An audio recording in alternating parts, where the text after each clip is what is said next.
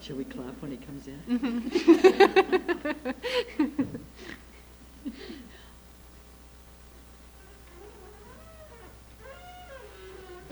Oh, the moment of clapping passed. He's coming in with a crowd of people. Oh, no, just kidding. It's just Oh, yeah.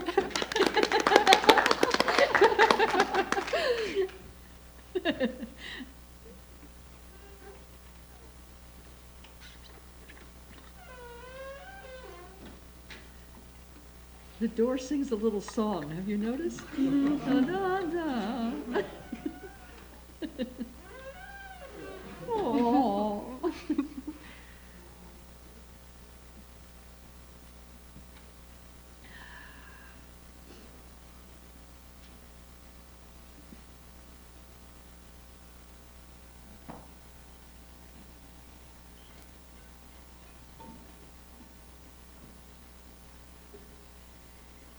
So, refuge.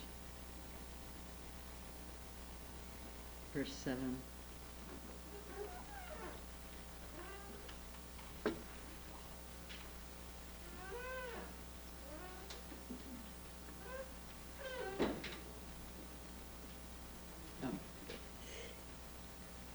Who can worldly gods, themselves imprisoned in samsara, protect?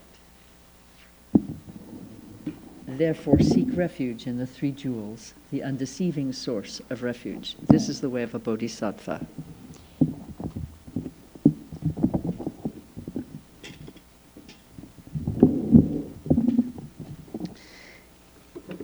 Adrian, do I have this placed right? How close should it be? I'm trying to get it right. Is this good? Are you able to tell by looking at the screen? Apparently, that's in question. Okay.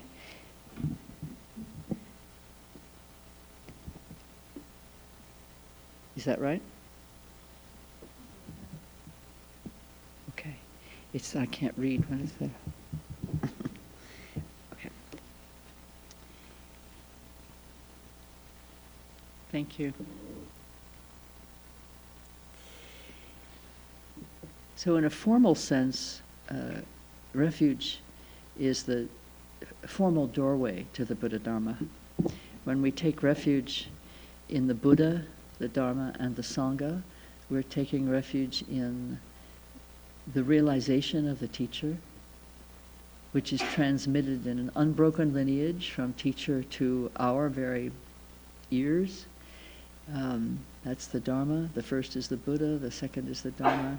And we're taking refuge in the Sangha, which at one level is considered, and has been considered traditionally, the noble Sangha has been the monastic lineages, and the monastic gatherings.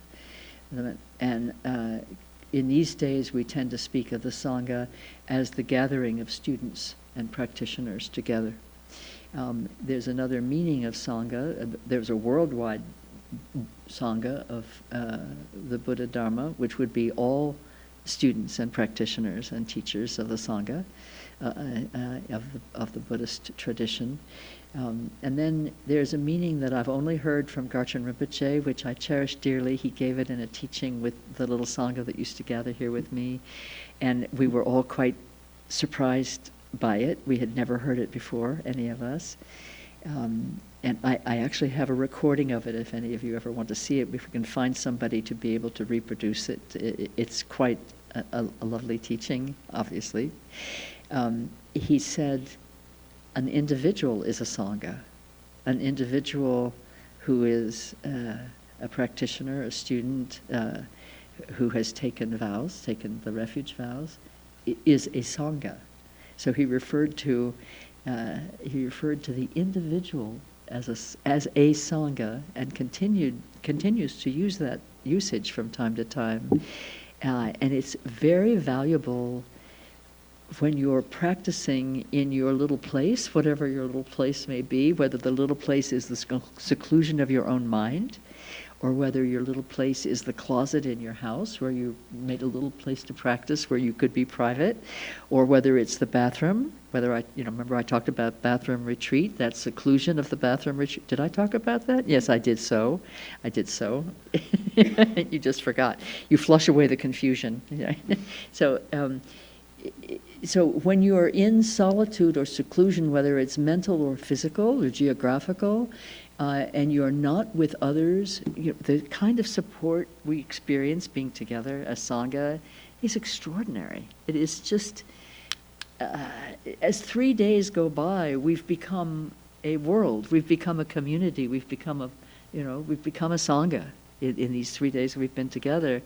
And we feel the support, we feel the warm heart, not only the good heart of the Bodhisattva, but the warm heart of the Dharma companion, the person who's going through what we're going through, who's, we all have the same stuff in our minds. And so when we're speaking together about how to purify and what is to be purified and what it means to purify and what it means to practice and what it means to accomplish in the Dharma, we're speaking about what our heart concerns for us all as bodhisattvas on the path. So when you realize when you're alone and you're not with other Sangha members, as somebody said to me this morning, we become so intimate when we gather this way, and when we disperse at the end, one feels a kind of whole. The H-O-L-E, not the W-H-O-L-E that we felt when we were together, right? So but we take that with us. We take that with us. And so as an individual Sangha, you have your practice, you have your learning, you're studying and you're contemplating and you're figuring out what it means and seeing what it's like to live that in your life, to lift your life into the Dharma. And you have the remembered companionship of your Sangha mates, and you have the actual companionship of the Buddha and the Lama always available. It's always, because that's inner for us. So the three jewels are complete within our minds, and they are fully realized and complete in the mind of the Lama. So when we take refuge in the Buddha, we're taking refuge in the actual historical Buddha, who is our original teacher in the Buddhist tradition, and his instruction to us is that we must do this ourselves. That the realization, which initially thus have I heard, as the sutras all begin, thus have I heard, that he did not initially want to teach. When he sat under the Bodhi tree and attained the full realization that we call enlightenment, he did not want to come out to teach, not because he wanted to remain in solitude, but because what he had seen, what he had realized, but let's use the verb seen, what he had seen is so simple that nobody would believe it.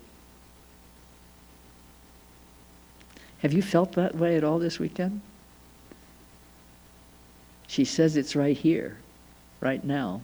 We already are what we aspire to become. Too simple? I don't say that I'm the Buddha, but I'm telling you, just saying. So he did come out to teach. And those teachings, it's so inspiring to me when every time I read something that reminds me of this. Those teachings have come down through pure, unbroken lineages, meaning that the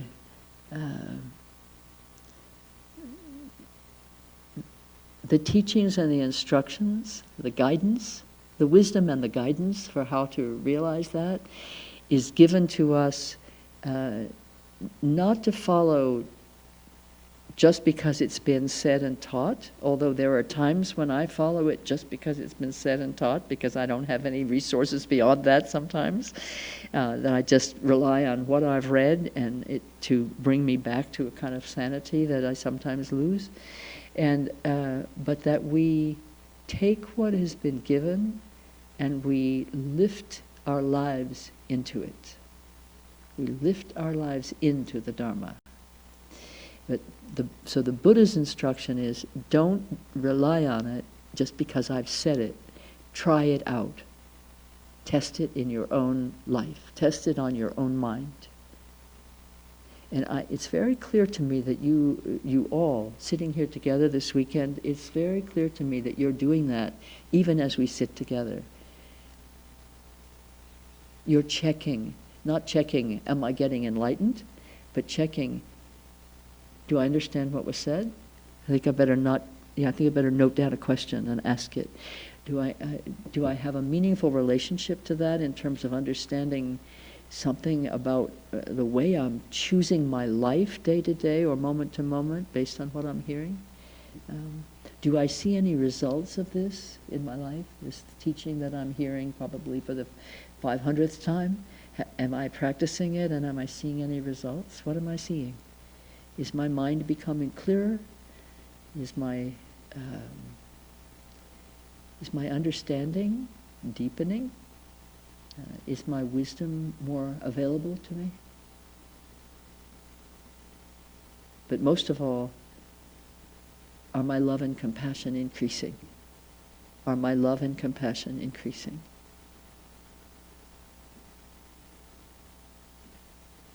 And if the answer is no, keep on practicing. Keep on studying, practicing.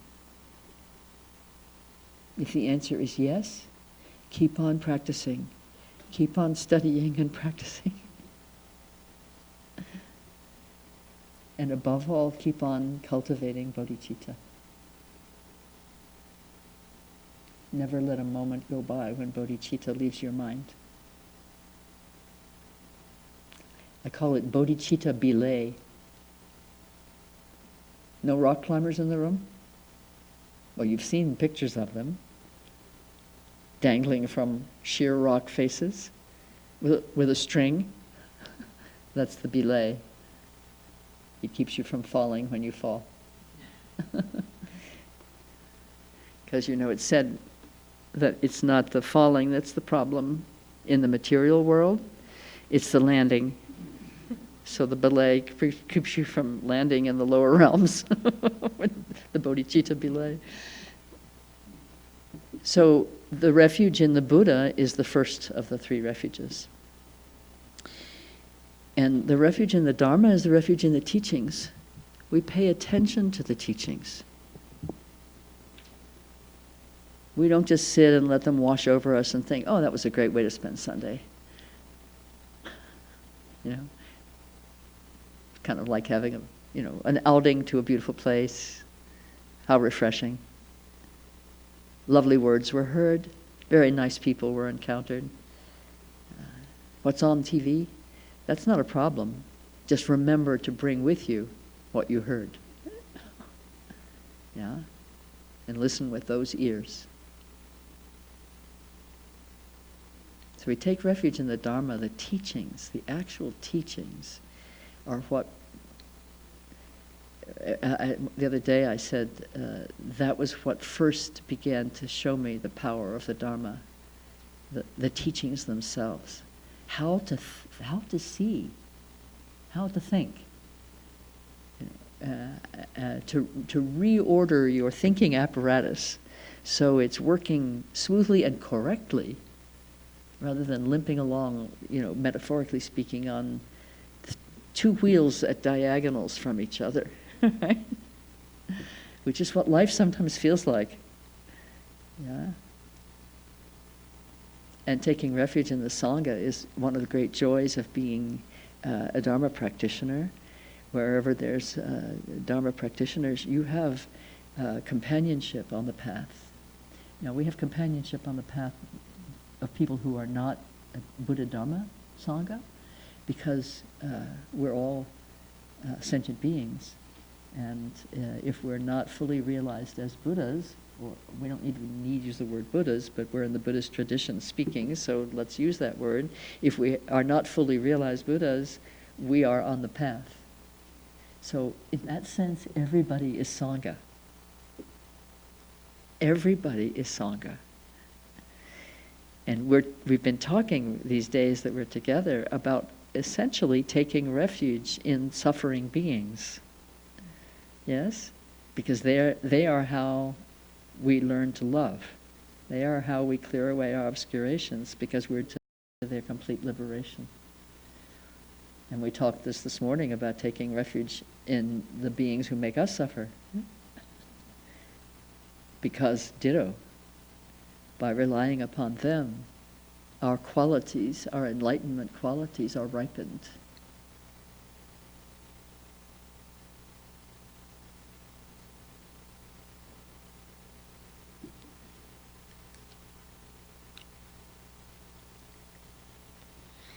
At first, we may seek and accept refuge because we fear suffering and desire happiness.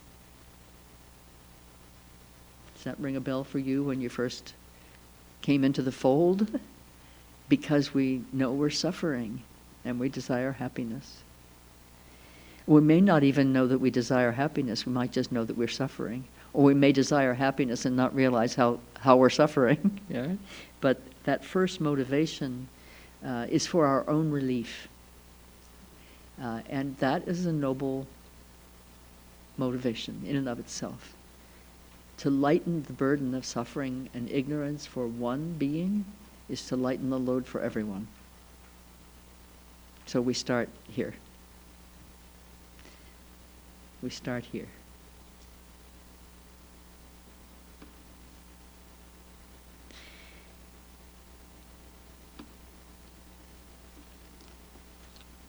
The first step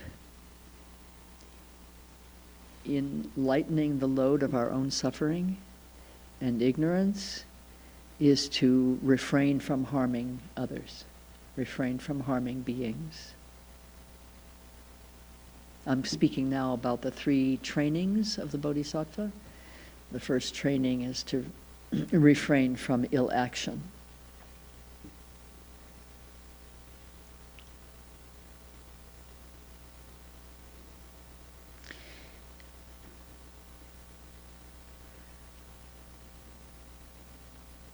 This immediately lightens the burden of your own suffering, because to refrain even once,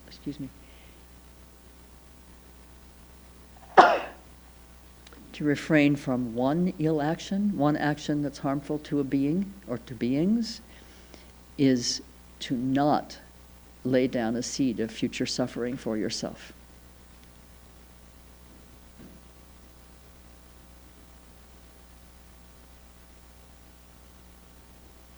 So much of the path is to not do. As long as we don't do what we've always done, we'll probably be making progress on the path.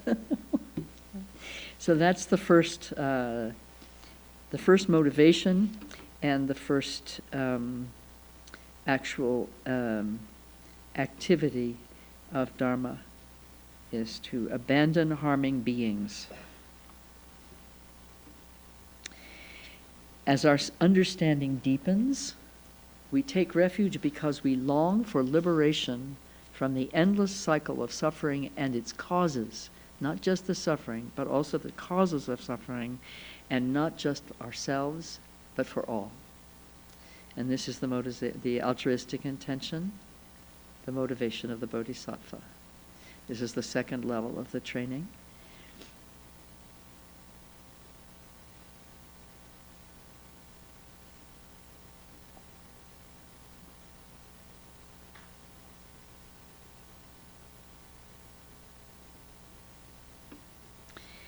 And ultimate refuge is sought by one who is impelled to know reality directly, who practices pure view as both method and result.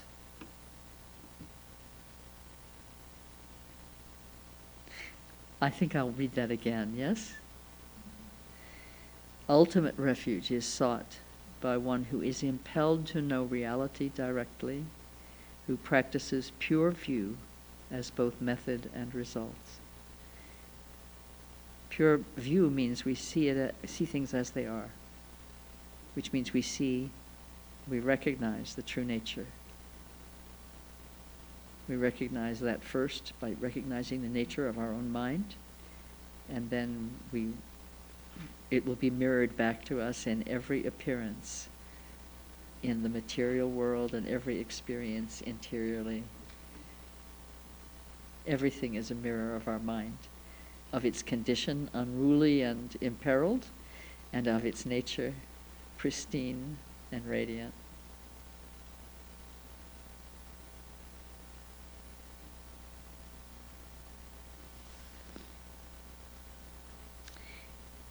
Practicing these three commitments as one, these are the three motivations of the one who has taken refuge in the Dharma. Practicing these three commitments as one, we cultivate universal, unconditional love and compassion, held in understanding of the pristine, open, clear, and radiant nature of mind, phenomena, and reality itself. That's what I had just said, but this is a sentence that says it more. Do you want me to reread it? Okay. Practicing the three commitments in one. The first is refraining from causing harm. The second is generating bodhicitta. And the third is seeing reality as it is. Yes?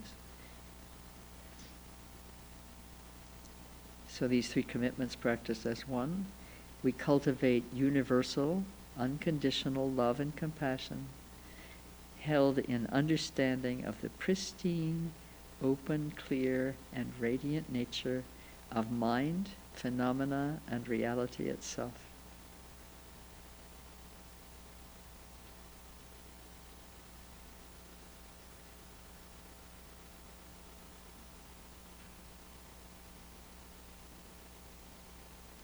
You may not be aware of it, because some of you are taking notes and others are, doing with your minds whatever it is you're doing. But after I read that piece right there, I experienced in your presence a relaxing and opening. Our mind responded to that information with recognition and ease.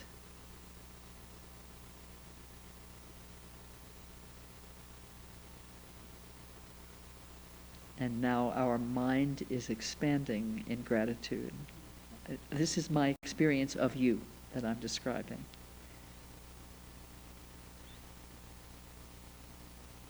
Do you feel fit by that description at all? Well, now our mind seems a little dull.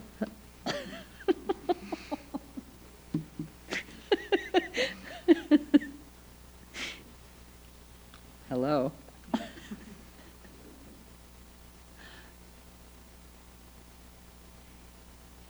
It wasn't abstract, what I read to you, but it points to insubstantiality, which is the nature of all appearances. They're insubstantial. So pointing through that to the nature, which is of course insubstantial, at the same time all permeating. Did you have something you wanted to add? I just wanted to say that sometimes one is at a loss to respond to that kind of melting. I wasn't able to hear the last part. Say again?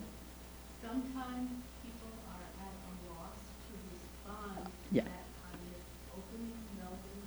It's true. But we're in the lost and found department. Together.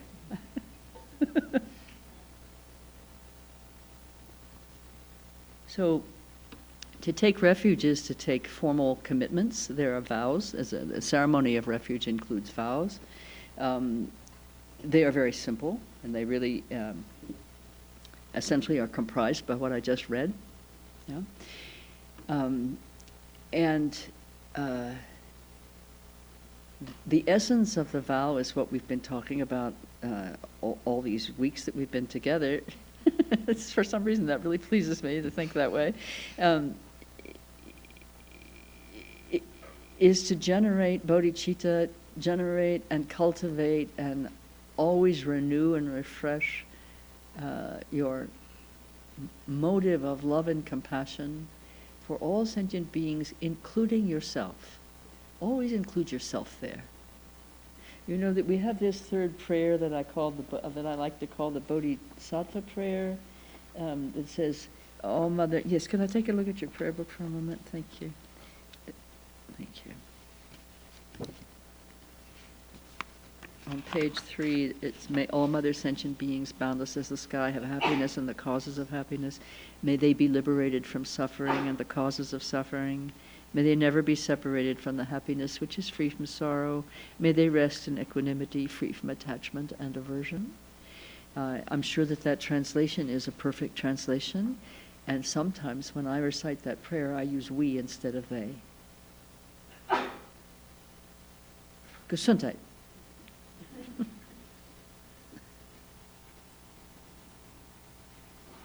That including myself there reminds me, oh yes, I'm of that condition and I'm of that nature too.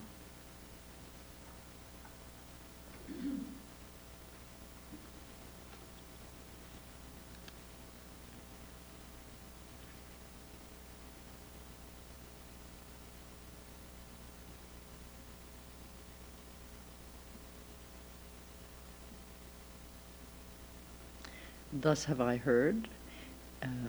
My Sawe Lama, my first root Lama, Dujim Rinpoche, is said to have said this, that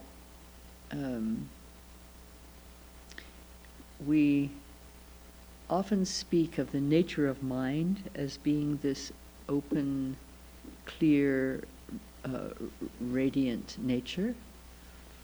And he was quoted as having said, "I don't know why we call it the nature of mind. It's the nature of absolutely everything."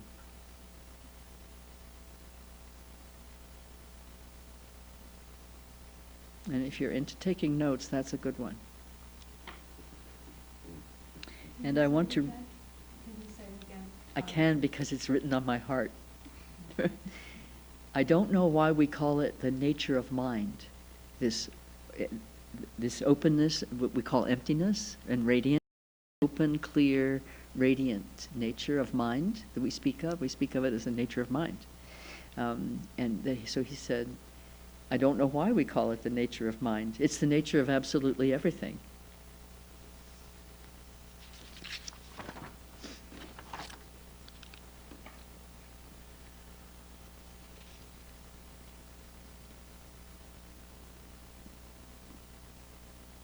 I'm going to read you a little bit more about refuge. Well, I'm not sure yes, it's about refuge. Whatever may be the particulars of one's path, love, compassion, bodhicitta is the supreme protection from suffering. We are refugees. We're refugees. Trungpa Rinpoche, wonderful Lama who used to be here as our resident Lama and retreat master, he spoke one time when he was giving some fairly introductory teachings, but the Dharma is like a hologram. One word contains the entire Dharma. And that's why we have teachers, thank heavens, who unpack that for us, because that one word is very dense with meaning.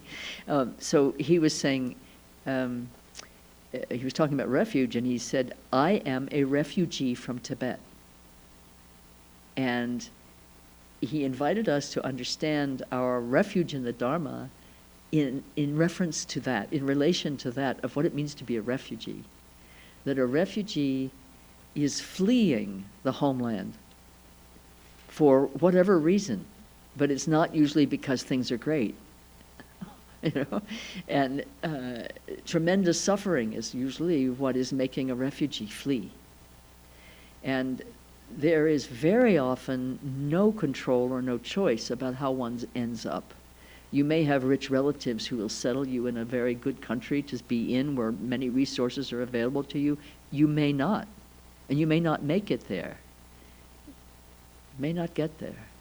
For example, there was a boatload, a ship load of refugees coming from Germany during the Second World War, heading for the United States to take refuge here. And we turned that boat away. They had relatives who could help them settle. They had resources to come to. We turned the boat away, as the boat people from Vietnam and other places have been turned away, as people are now being turned back from borders within Europe and in our continent, turned away from potential refuge. They set out on the journey because they have no recourse. The resources from where they abide are not sufficient or have turned against them. There is suffering that's indescribable. And so you abandon the homeland.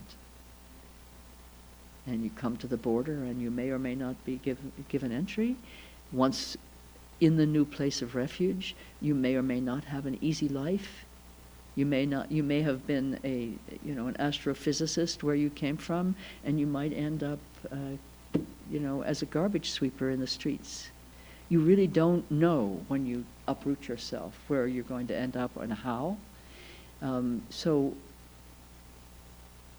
with great compassion for the refugee, and our globe is now swimming in movements of refugees from many places to others, with great compassion for the condition of a refugee, let's see ourselves as refugees. Let's see ourselves abandoning the homeland of suffering and the causes of suffering. Remember, we spoke about that. That's verse 2, or maybe it was verse 1. But and we're coming to a place of refuge as we enter the Buddha Dharma that is what's known as an unmistaken, undeceiving refuge. What the material life will look like, we don't know. What the life of the mind and heart will look like will be ever clearer, ever less impeded, ever more expansive, ever more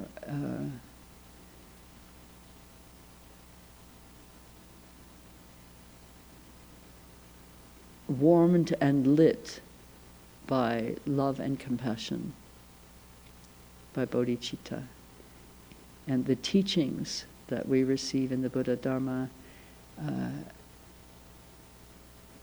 it's not a belief system that we come to here. It's not a system of beliefs. It's a gathering of methods for realizing the original nature.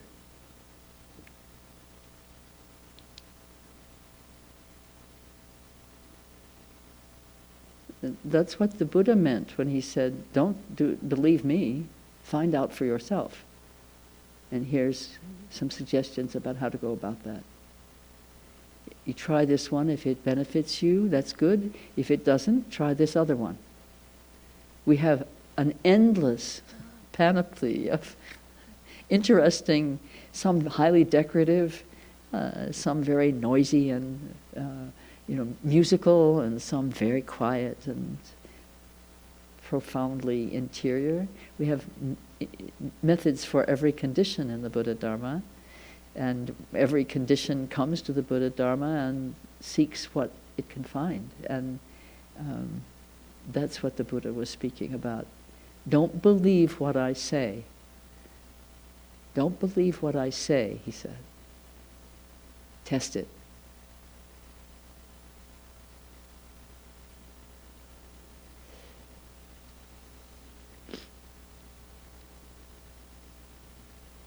The basis of all spiritual refuge is truth. We are never separate from our own nature.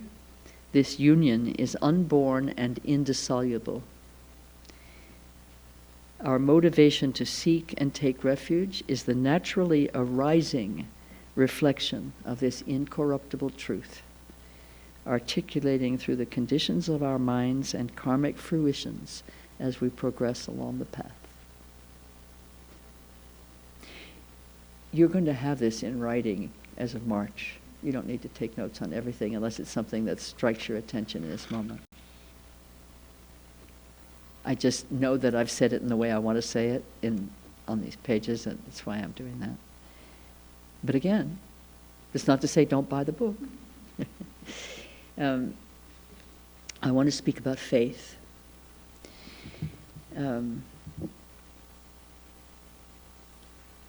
All the wisdom and love of our teachers and of the teachings of the lineages that we're privileged to study are already here.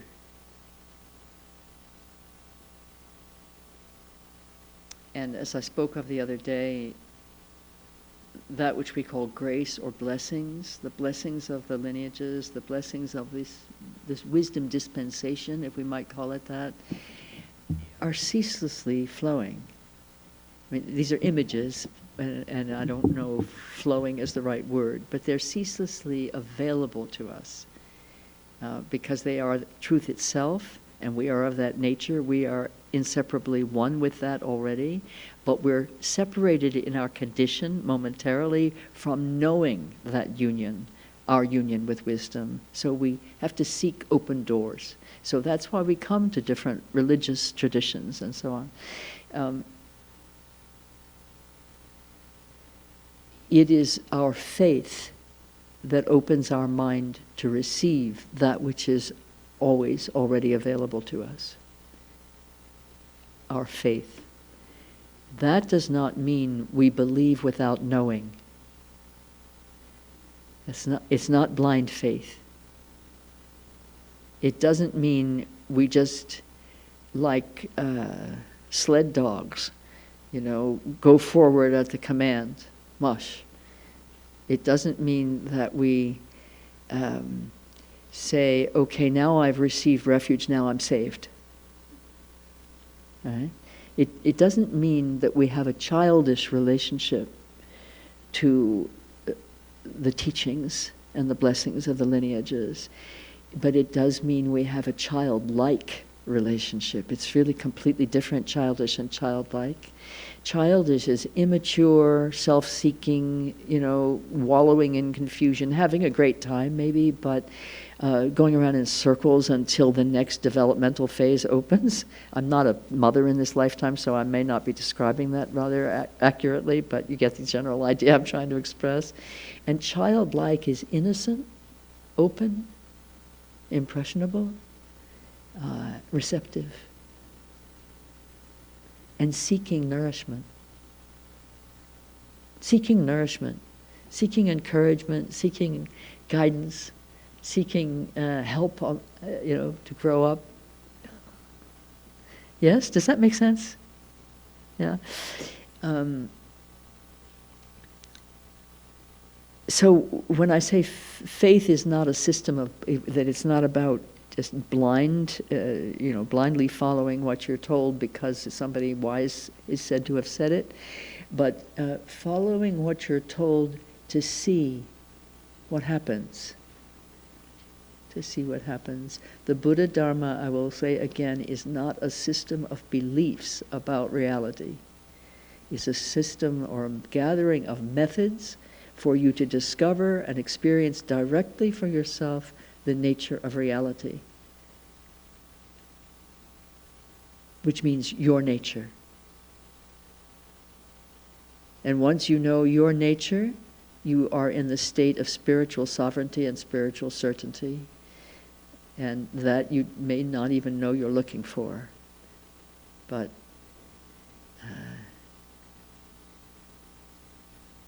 I think that's what we're looking for. It may be spelled like relief at the beginning, and as we move along the path, it's spelled like love and compassion. And ultimately it's spelled like wisdom, which is love and compassion as they are, not as emotional states, but as the actual nature of our minds.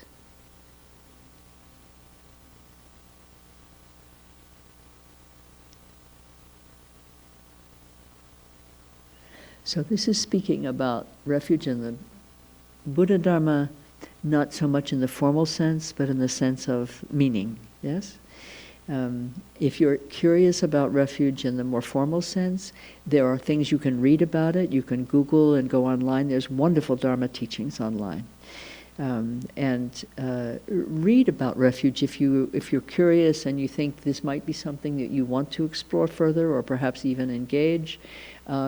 Inform yourself first, and then come with some sense of being informed, come and ask questions of how can I go further in that direction. We have here, living with us here at the temple, we have Khenpo Tenzin, who is a monk and a lama. Not all lamas are monks, and not all monks are lamas. He's both, and he is, and a Khenpo is somebody who really knows how to teach the whole Buddha Dharma, and he is a beautiful being. He's a beautiful being to be able to sit with, to be able to receive teachings from, and to be able to engage with, and he's eager to do that. He really wants to give everything he has, and he gives it at a very high level. His English is developing, so if you ask something from him, you will also be giving him something. It'll be a true exchange of generosity and amplitude of resources, because every opportunity that he has to speak English with students who are eager to receive the substance of what he has to share are making a great contribution. I hope he'll stay with us, for 100,000 years. He's wonderful. I want to read to you a teaching from Dudjom Rinpoche, His Holiness Dudjom Rinpoche, whom I mentioned a minute ago.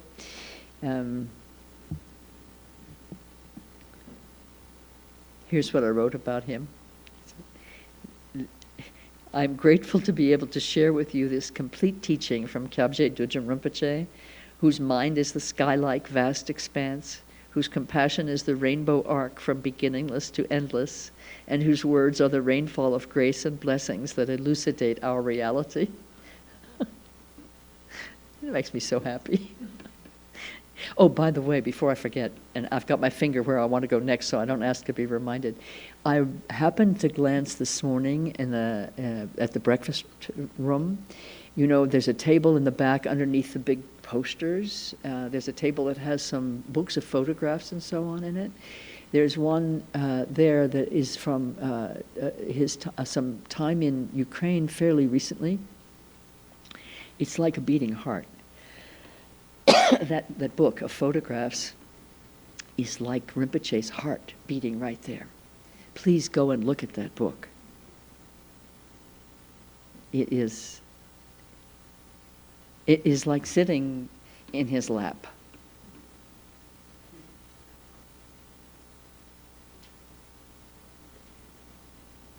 Okay, so this is Dudjom Rinpoche's complete explanation in relation to refuge. Actually, in relation to everything. Here's what he said. When we do not recognize appearance as the pure display of self-arising Dharmakaya awareness, meaning the true nature, grasping comes about. Perception and form manifest, and we cling to them.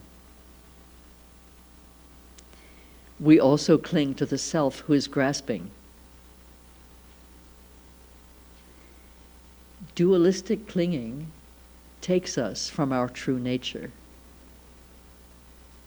and we are left wandering in relative reality, exposed in the external world.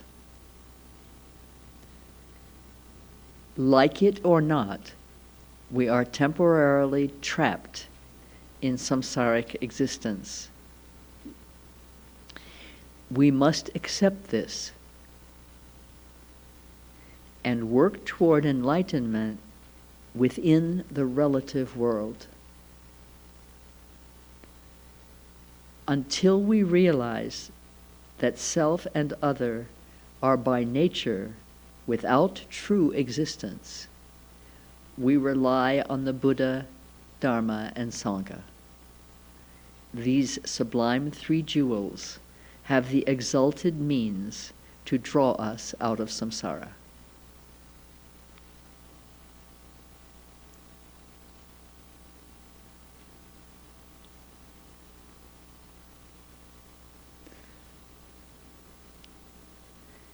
I am smiling because this is it.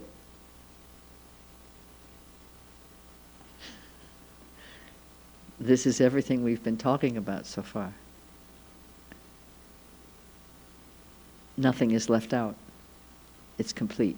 It's a complete explanation. Would you read it again, please? Mm-hmm.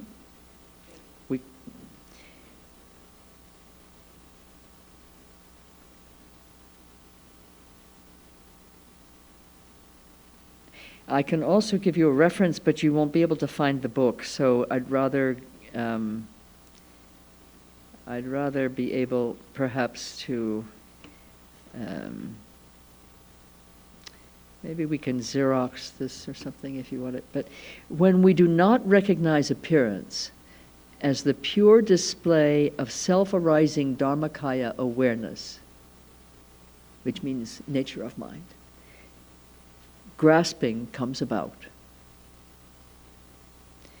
Perception and form manifest, and we cling to them.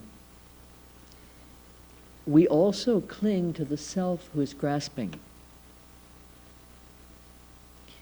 Dualistic clinging takes us from our true nature, and we are left wandering in relative reality, exposed in the external world. Like it or not, we are temporarily trapped in samsaric existence. We must accept this and work toward enlightenment within the relative world. Until we realize that self and other are by nature without true existence, we rely on the Buddha, Dharma, and Sangha. These sublime three jewels have the exalted means to draw us out of samsara.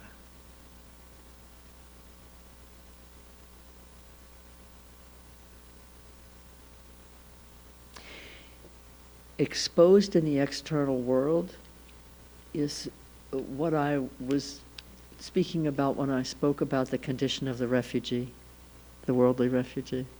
We're exposed to whatever comes. You know, we're completely exposed. We have no protection.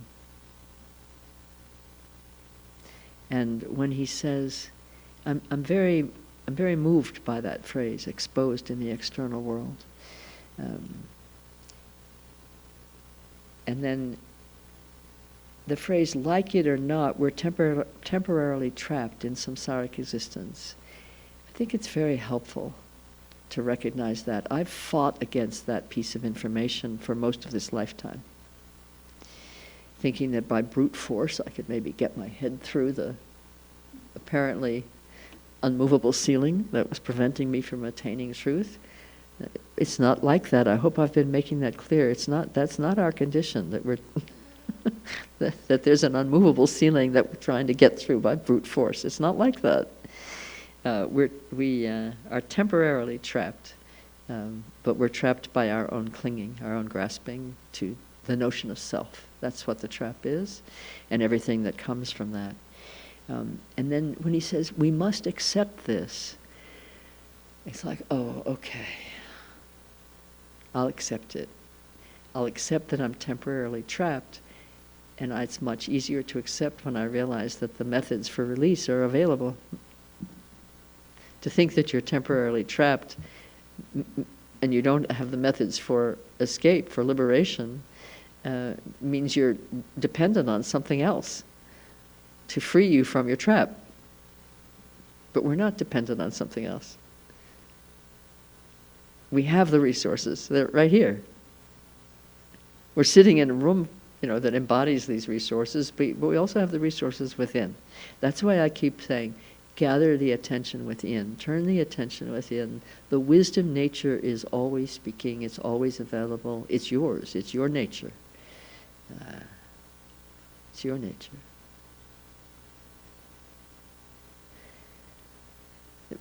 I've taken teachings for many years. It doesn't seem like many, but it's a few, let's say. And I used to take notes voluminously. And there's nothing wrong with taking notes. I mean, we were struck by something, we note it down, and we turn to it later, if we turn to it later, and are reminded of something that was meaningful for us. And so I used to do that, but I very rarely turned to look at my notes afterwards because I was busy taking notes in the next session. So this is the mind that is grasping, but it's grasping for what it knows it needs, and it recognizes, this mind recognizes something that's of value when those particular words are spoken. They're connecting here. This is where the recording is happening, right? And I used to also, in fact probably still do, sometimes suffer what I call teachings whiteout. That I'll be sitting here and I'll be listening to the teachings and I'll be receiving them and I'll be understanding them. And so it's not as if I'm blank in the situation, but I'll get up, I'll go to the door, I'll step outside, and the whole thing dissolves. I can't remember a word. I sometimes can't even remember what the topic was. And I turn to my Sangha mate and I say, just remind me. And the person looks at me. But for me, it's like a little whiteout. And but I trust this. I trust that the teaching I need is the one that I'm going to receive. And it will become indelible, and it will arise again in my mind when I need it. And because I trust that and rely upon it, I have found that, I have checked it out. I've needed to test whether that was true, and it has been true in my experience. So sitting together these 3 days that seem like we've been together for the 3 beautiful weeks, if there is one thing that has been spoken that has registered for you with thunk, that's it. That's what I needed to hear. If there's only one word that's been spoken, or one explanation given, or one question posed that has registered for you with that kind of immediacy and meaningfulness, that's what you take with you. And that's what you practice on. You derive the essence from that, distill that one teaching, or that one recommendation, whatever it may be, you distill from that the essence. You ask, what's the essence of that teaching? That's what you practice on. You heard it, you can roll it over in your mind many, many times. You can consider it, analyze it, turn it over intellectually, contemplate it in a quiet way, and ponder it. Really see, what does it mean? What's it look like from this angle? How does it connect with what I heard from somebody else? And then in every teaching that you recognize intuitively to be of value to you, there is a practice for you. The teaching may not have been framed as a practice, but you notice how in the 37 Bodhisattva practices, there's a teaching, and then at the last sentence is, this is the practice, this is the practice. Well, the last sentence is, this is the way of a bodhisattva, which means practice this. Right? Before that comes the sentence that is the practice. So a practice is inherent in every one of these teachings. everything that we're receiving in the Buddha Dharma is for us to practice. Otherwise, what's the point? Right? So you find the practice that's implied by the teaching that you received, or you ask the teacher for more explanations. We're always available. The teacher is always available, and this teacher, principally, is always available. Your teacher within. There is only one teacher. Dujin Rinpoche showed me that right away, mind to mind. I hadn't met him yet. There's only one teacher, and those of us who sit in a teacher chair for a few minutes, we're just that moment's reflection for you of the one teacher. The one teacher is truth itself. Truth itself, wisdom and love. And that teacher will never fail you. That's why I'm continuing this weekend to say, cultivate your relationship with that inner teacher.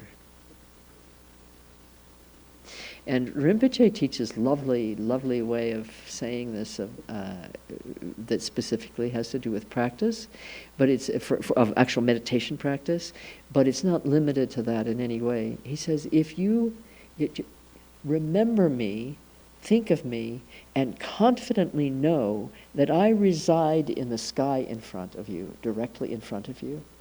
I am right here, right now, and at all times. Right like this. If you cultivate that recognition, that confidence, that faith, then you will turn to the Lama when you need help. And you will receive it directly and immediately. So I want you to have the faith that generates confidence. So you need to study. You really need to study, take the teachings seriously, maybe not as prescriptive, but as demonstrative. Take them seriously and practice them to see what they yield for you. And then if you haven't found what you need, come back, ask. Ask somebody else if the teacher you were with isn't available, or you weren't satisfied. Keep asking. And it's faith that impels us to ask, because we have confidence of at some level that we're asking from a source that we can have a confident relationship with. So we develop our faith in the teachings by testing them, by understanding them intellectually. That's very important, that we understand intellectually. And that doesn't mean we have to be an intellectual. It means we have to use our brains. And we have to test things. We all have analytic intelligence. We use it all the time. If I turn the faucet, I don't know about the buildings you all are staying in, but many of the buildings here have faucets that turn wrong way too. Yeah? I've been here since the place was established. I've been here a lot. I can't get used to the fact that I have to turn the faucet the other way. Why am I speaking about that? We want to turn, I'm going to invent a connection. We want to turn the faucet the right way so the Dharma comes out. And so we receive the blessings. And it's faith that shows us. No, never mind. I lost that one. Attachment, maybe. Right.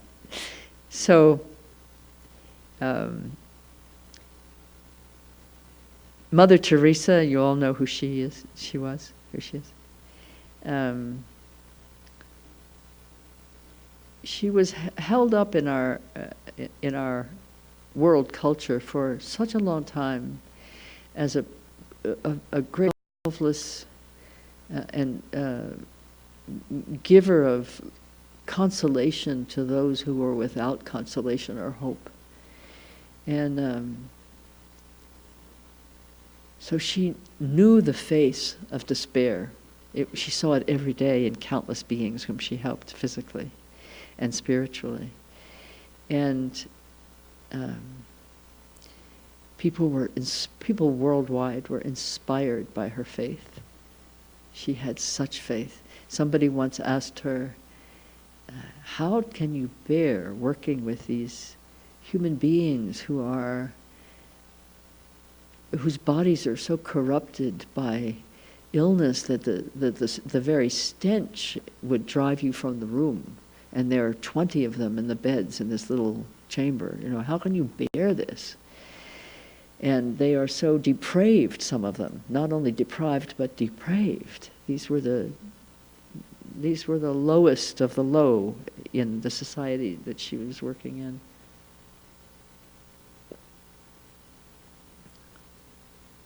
And people took as a great sign and signal and indicator of her faith the response she made to the question, which of course was asked her over and over.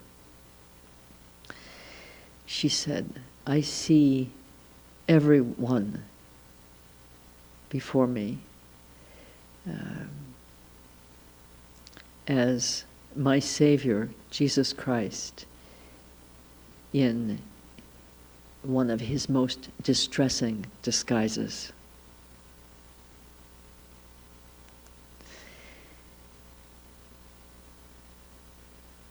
It's huge faith that allows one to work that way in the world and work that way with beings.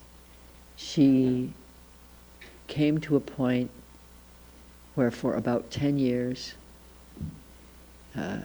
she no longer had any direct experience of that which for her felt like faith.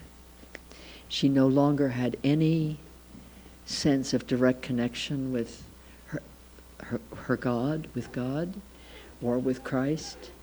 She no longer had the sense of internal communion that had overflowed from her to others for all those years. The light went out. The light went out for her completely. She was in the dark spiritually. You could say she lost her faith. Do you know what she did? She never told anyone except the person who was her spiritual confessor or director, the one person. And she never behaved any differently. She continued to perform the activities of faith. She continued to give the unstinting, ceaseless love that faith had inspired in her, even in the absence of the faith. The experience, the direct experience of faith, the glow of faith had gone. The glow of faith, let's say. But she remembered the words that she had received. She remembered what she'd been taught. She remembered everything that practice had shown her. And she remembered what she had been inspired to do because of that. And she just kept on practicing. And she kept on remembering. You could say she was in the dark, but she was a beacon of light for others. So she continued to cultivate faith from then until her death. The light didn't come back on, is what I've heard. I have no doubt whatever about what happened at the moment of death, however. I feel very certain about that for her. So I give you that example to show what our responsibility is in the matter of faith. We sometimes have an experience of faith that's kind of like an upwelling glory, upwelling gratitude and fulsomeness and so on. It can be a physical, emotional, energetic, psychic experience of great faith, and that's authentic faith. But it comes and goes in that form, doesn't it? Those great moments of faith and seeing directly, they come and go. That's why we speak of glimpses of the true nature. So our responsibility is to continue to create the conditions for that faith to grow and to share it in whatever ways we're called to. And the image that comes to me about that is that we have to feed our faith. We have to continue doing that which has given us confidence and faith in the first place, and we should consider it like feeding our children, not just when it's a birthday party and everybody's loving and happy, but every day, several times a day. We need to feed our faith like we feed our children, not just in a moment of enthusiasm and when we feel infused with light and joy and love, and say, gee, I think I'll give my kids some food today. Right? Every day we feed our faith. And how do we do that? By practicing what we've been given to practice that is bearing fruit, by remembering the words that have rung true for us, and by cultivating love and compassion.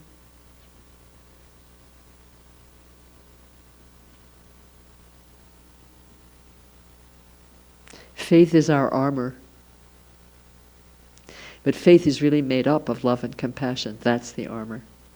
So, that's what I have to say about refuge.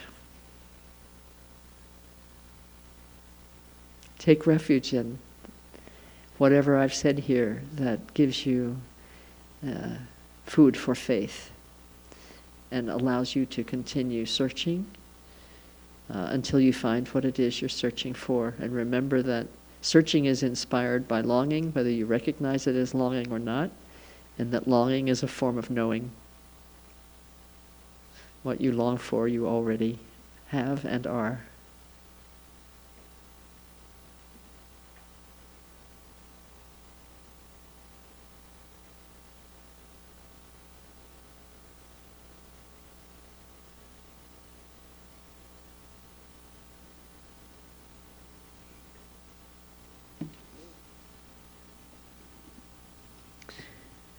Okay.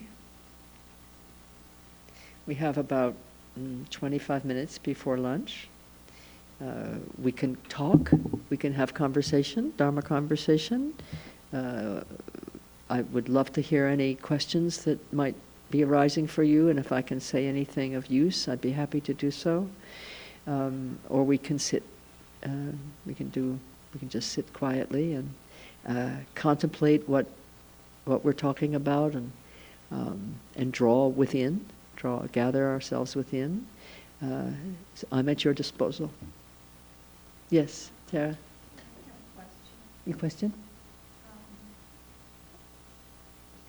I think at the beginning, weeks ago, you asked us something about what motivates us, Mhm. something to that effect. And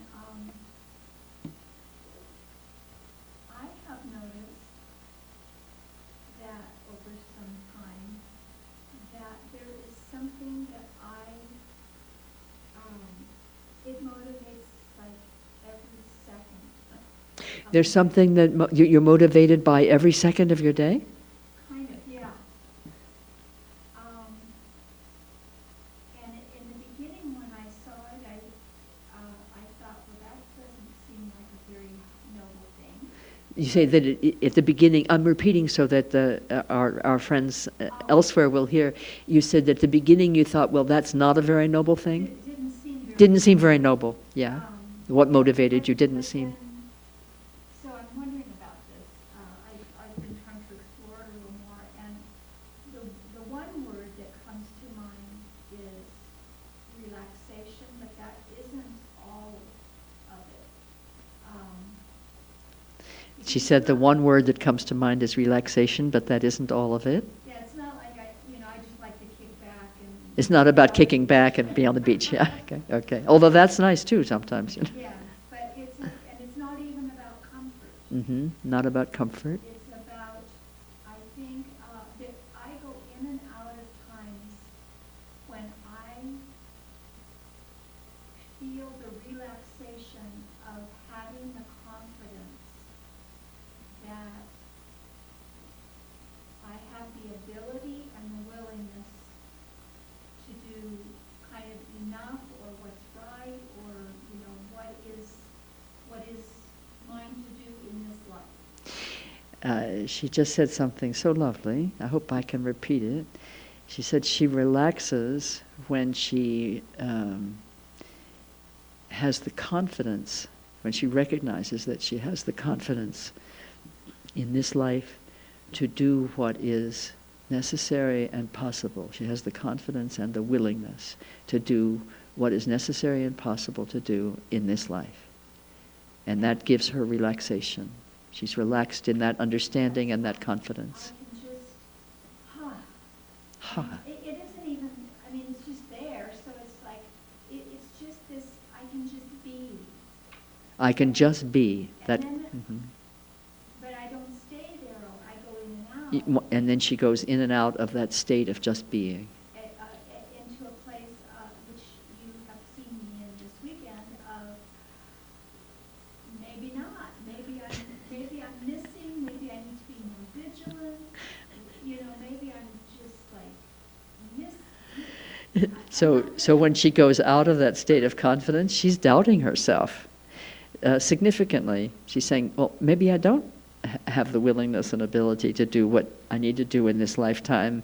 And so then she didn't say this, but I'm going to, then she starts to fret. Yes, we know the word fret. So then she begins to fret, and of course that's a corrosive kind of a state to be in. And then what brings you out of that state of doubt? I don't know, other than I just keep practicing. So I asked her what takes her out of that state of doubt, and she says, I don't know, but I just keep practicing. So so the thing about it being, noble or not noble, I think when that place of being able to just be and having that confidence and that relaxation within that confidence is a place of a knowing. I think so too. Okay. Do you remember I said at some point today, when I was talking about the three levels of the Bodhisattva's training, and those are the three vehicles of the Buddha Dharma, right? The first one is to abstain from harm doing. And the motives for taking refuge that kind of correspond to those are, the first one is to one's own relief, right? And that we can tend to think of that as not a very noble or high motive for taking refuge, or for engaging in good acts, or for seeking spiritual truth. Right? We may think that's a fairly base or limited or limiting motive. Well, it is and it isn't. It's a narrow motive if it's restricted to only you.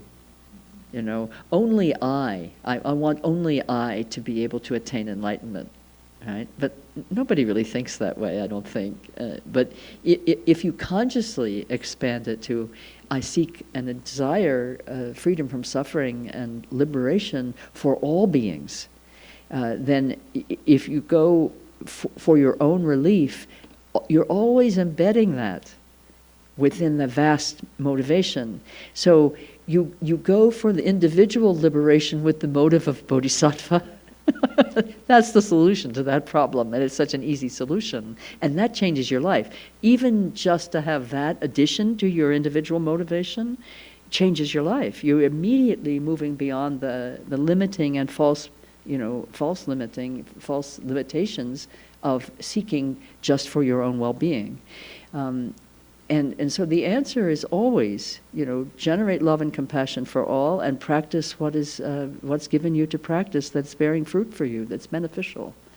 The relaxation you speak of, and I don't know if this is true because we haven't sat together for very long, but I recognize the condition of fretting, and I know what the relaxation state feels like.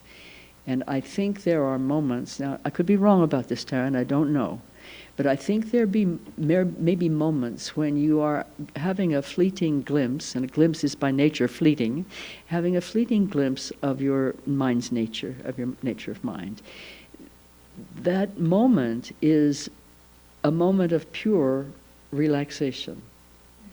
In fact, one friend of mine said about that experience for herself, she said, I really thought I was going to pee my pants. You know, this is a very body conscious person. And she said, my entire body relaxed, and I could barely stand up. I almost fell off the chair. Yeah, so we can have small experiences of that or grand experiences of that, and the glimpse may be this, or it may last for 3 weeks, or it may be a lifetime.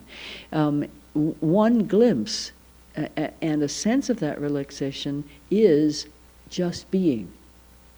That's what just being is. To see and rest in the seeing of the true nature of oneself and reality. And my experience of that, and I've had glimpses, as you said, short and long, is that is total freedom, just total liberation from any fear, any even idea that there may be lots of problems around me, but the whole concept of problem is gone. It is, so I'm thinking maybe this is a glimpse of pure perception.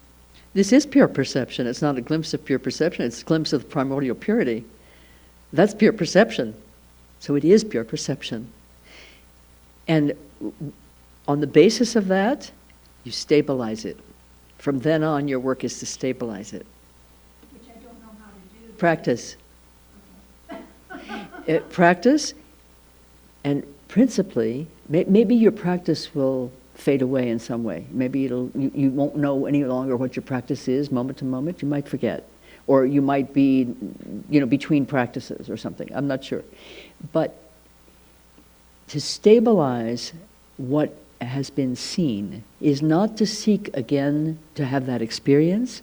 It's to live forth in every way through all aspects of your life, of mind, body, emotion, speech, activity, to live what that has shown you. So in the midst of fretting. You're not going to fret anymore. That's done. That's done. No, I'm quite serious. That's done.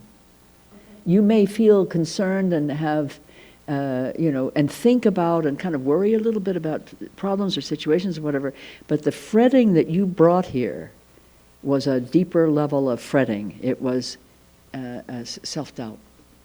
It was self-doubt. It was doubting that it was self-doubt. You were doubting that you are true. That's done with.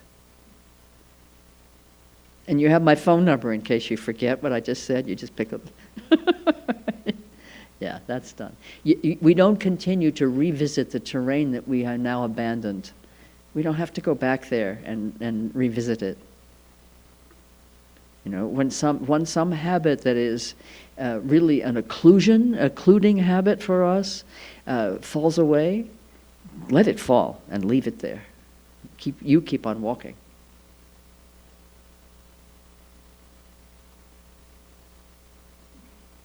Okay, I love that response. Okay. Yeah.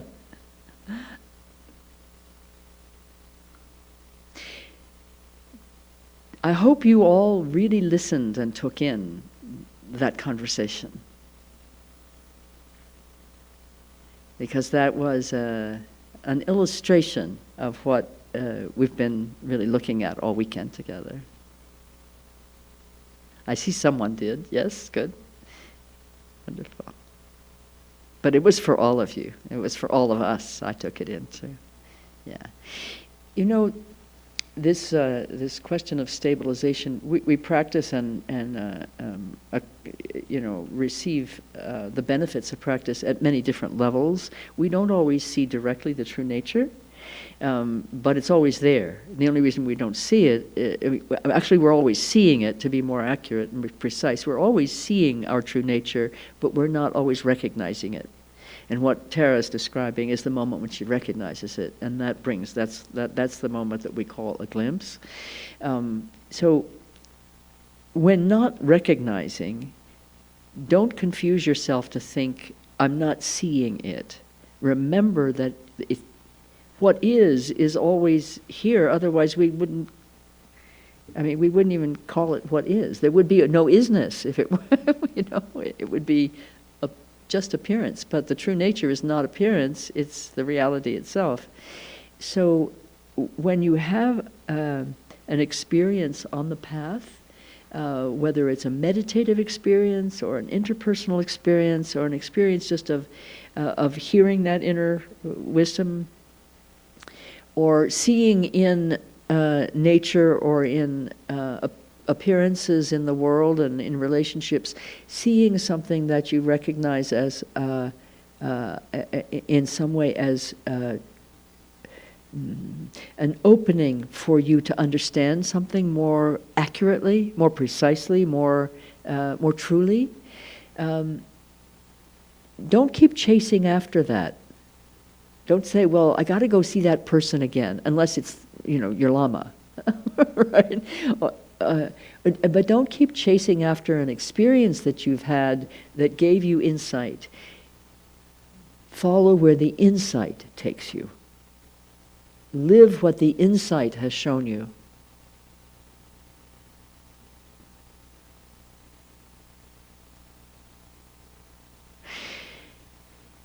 And I've been given that guidance in the Buddha Dharma, and I realized after I received that particular way of framing it, I had already received the same instruction many years before in reading the teachings of, I believe it was a Native American teacher, Lame Deer, Seeker of Visions. I think it might have been that biography, I'm not certain. But there is in some native traditions, some of this continent native traditions, what's called a vision quest. Where it's kind of it's a retreat, outside normally, not always, but normally outside, usually 4 days and 4 nights, but not always. And you go up, go to a high place, or you go to a secluded place, and you call for vision. You call for vision. You ask to be shown what you need to see, your destiny or your to have your ignorance lifted. You need to see the wisdom that you need in that moment, and so on. The call may be different depending on who the person is, but often one is calling for the vision of how one is to perfect one's walk in this world, what medicine one has to give to the people. Medicine meaning one's holy power for good. So this person went up and completed the vision quest and received the vision and came down and went to his teacher, because that's the next thing you do, is you present that vision to your teacher. So he presented the vision to his teacher, and his teacher said, now you have to enact it. And the way of enacting for this occasion, for his occasion, was to create a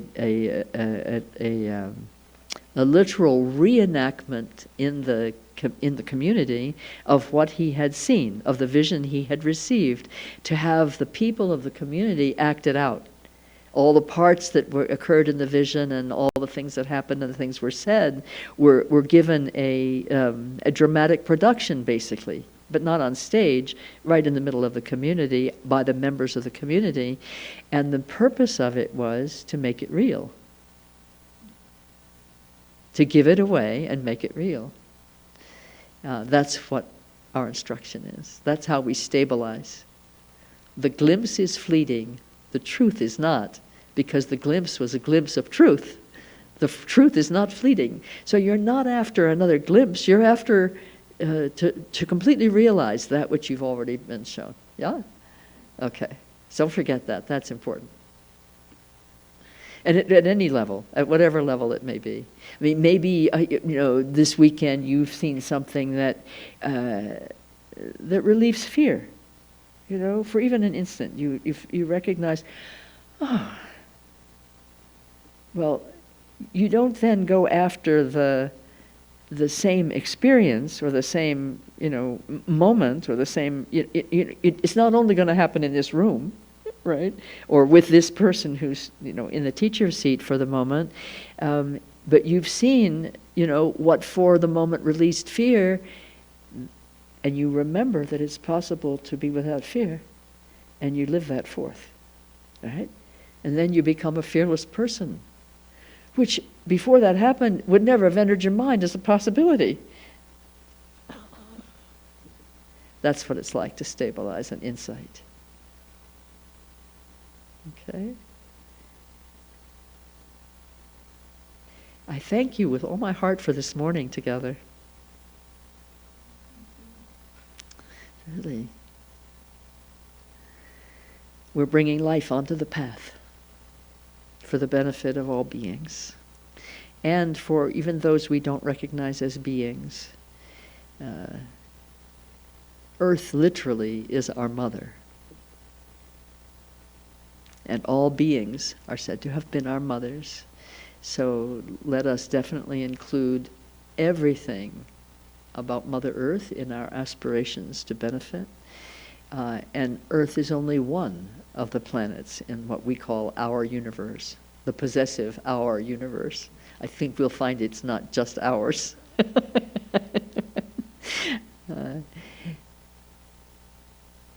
And there are worlds before ours, there will be worlds after ours.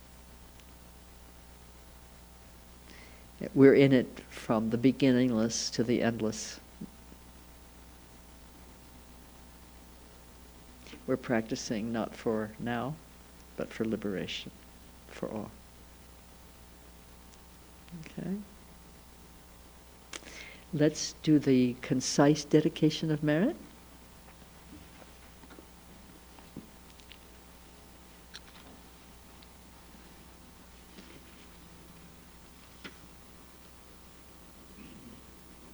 It's on page 10.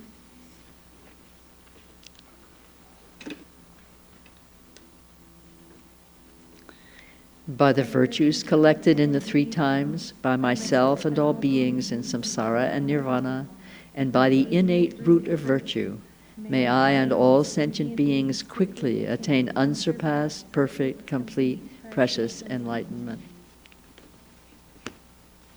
Oh, I'm supposed to remind you of something. That's what this note from Adrian is. Mention interviews this evening. And every time somebody says this evening, I think, well, aren't we talking about next week? Really, I'm having a time warp experience here with you. So I am available for interviews this evening. There'll be a certain period of time that I can do that, and then I'll probably have to stop. But I don't know what that period of time is. So what I would suggest would be a plan to start at 6:30. And I'll be seeing you at the guest house.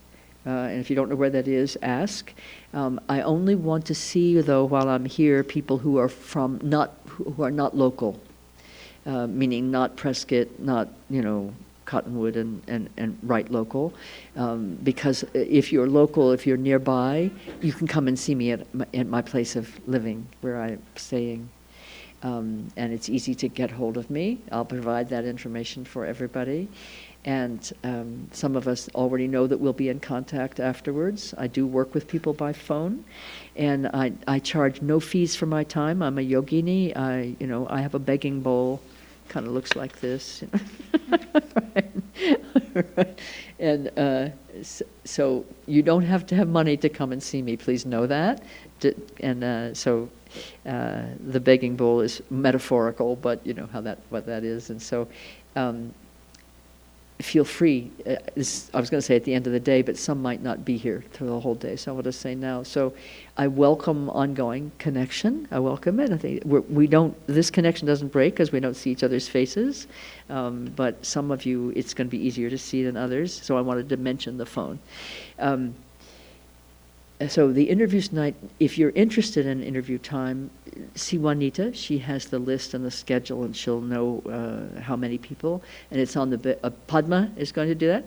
Okay, see Padma. It's in the bookstore. The bookstore. Oh, so even without you being there, people could sign up? Okay, great. And what's the time span that's on there? It's 6:30 to what? Okay, so if there are people who want to come this evening, sign up anyway, and then we will try to adjust the time that I can sit with each of you to accommodate the number of people. And if at the end of the time that I think I can go, there are people sitting in the chairs outside the guest house, which is where I'm going to put chairs out for you. The waiting room will be outside, unless somebody comes along that you don't want to share the outside space with.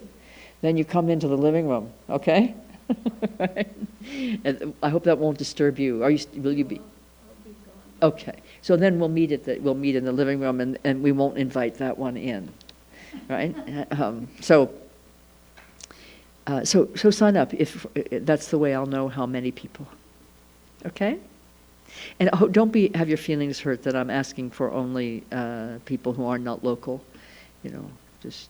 If you can get here within an hour, you're local. Does that work for you as a definition? If it takes 2 hours, you're long distance, but you can still get here easily. Is that good? Okay. 4 hours is not local. Oh, thank you. So, enjoy your lunch. Enjoy your lunch. Thank you.